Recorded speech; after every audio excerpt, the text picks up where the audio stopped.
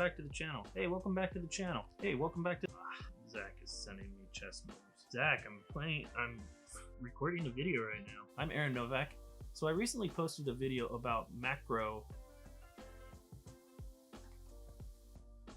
Hey, welcome back to the channel. I'm Aaron Novak.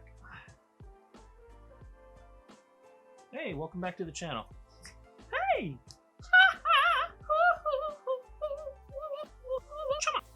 So I recently posted this video about macro tips and tricks using the lens that you already own. And I got a lot of really great questions back from you guys. So on this video, I'm going to be answering those questions. A quick disclaimer, I actually don't own any macro spacers. I know, I showed you one in the video, but that was actually an adapter for my Sony camera so I can use Canon lenses.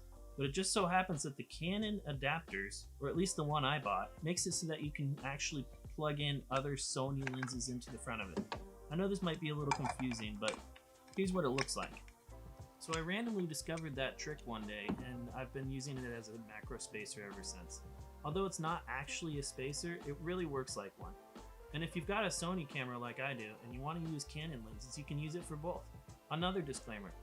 Like I said, I adapt a lot of lenses to my camera. Actually, every lens that I use is adapted from my Sony camera. I've got a MySA core lens, I've got Canon lenses, I've got old N42 mount lenses. So I say that to say that because my adapters are pushing those lenses a little further away from the sensor, if you're not using adapters, your results may vary. Disclaimer number 3. My third and last disclaimer. My camera is a Sony a6000. If you know anything about the a6000 series, you know it's not a full frame sensor. It's actually what they call APS-C.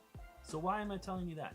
Well, that means I have a crop sensor. So when I say I'm using a 50mm lens, it's actually more like a 75mm lens because of the cropping that happens. To figure out this math, you just take whatever the size of your lens is, 50 for this example, and times it by 1.5, and then you get the new cropped in version of that lens. We can get into this more in another video if you like.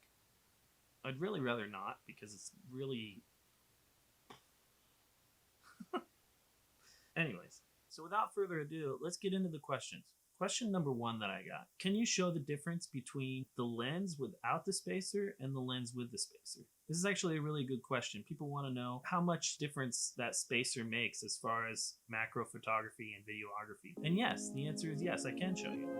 Oh, you want me to show you now?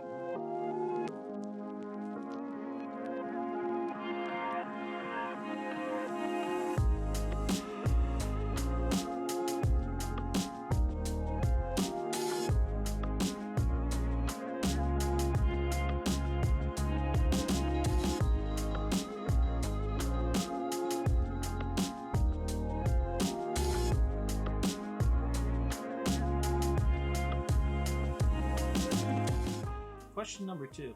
Should I use a 24mm or a 100mm lens?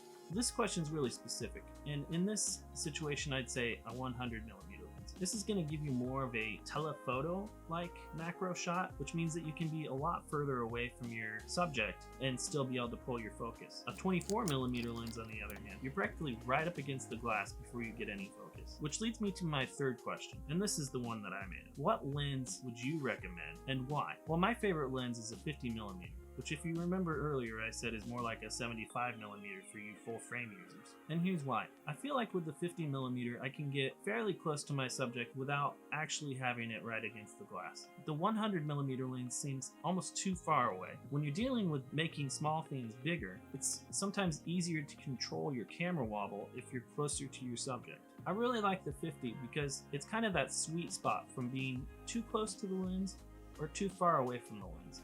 When you're dealing with macro photography and videography, you're shooting things that are really small, and any small movement of the camera or of the object that you're shooting makes it come in and out of focus fairly quickly, or completely out of focus. The 50mm allows you to be closer to your subject to control some of that without being too close. Well, that's it for this video, guys. Thanks for watching.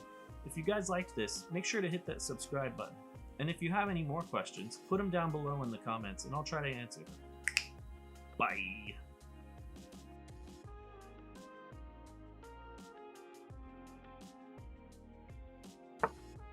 You go.